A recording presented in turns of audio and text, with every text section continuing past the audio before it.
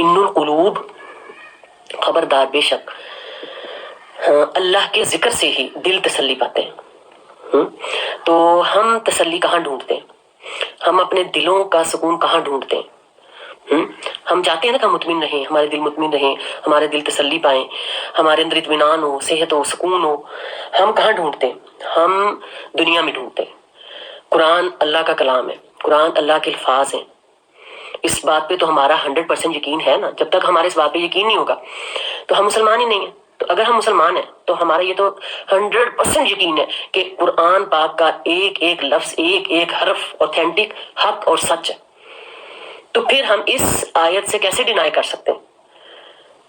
ہم اللہ کے ذکر کے علاوہ سکون کیسے ڈھونڈ سکتے ہیں؟ ہم اللہ کے ذکر کے علاوہ سکون مل سکتا ہے؟ ہمیں کسی صورت نہیں مل سکتا۔ آئے ہم دیکھتے ہیں کہ ہمیں سکون کہاں ملتا ہے۔ ہم دنیا میں کہاں سکون ڈھونڈنے کی کوشش کرتے ہیں؟ ہم دنیا میں سکون ڈھونڈتے ہیں دنیاوی لذتوں میں، دنیاوی خواہشات میں۔ مرد عورتیں اپنے زندگی کی، جو دنیا کی چند روزہ زندگی ہے، اس کو بہتر سے بہترین بنانے میں سکون ڈھونڈتے ہیں۔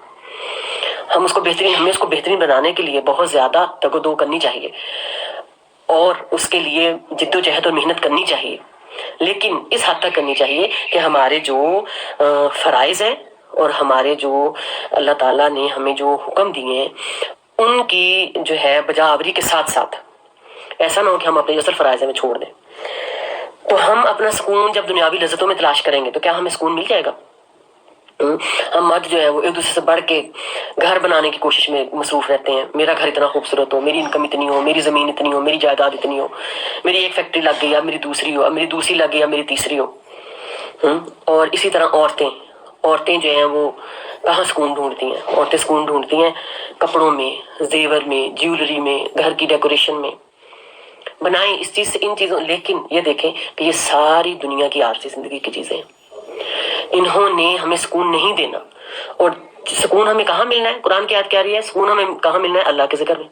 تو اللہ کا ذکر کیا ہے؟ سب سے پہلے تلاوت قرآن، پھر نماز، پھر روزہ، پھر حج، پھر زکوٰۃ، پھر یہ حقوق اللہ ہو گئے، اس کے بعد حقوق العباد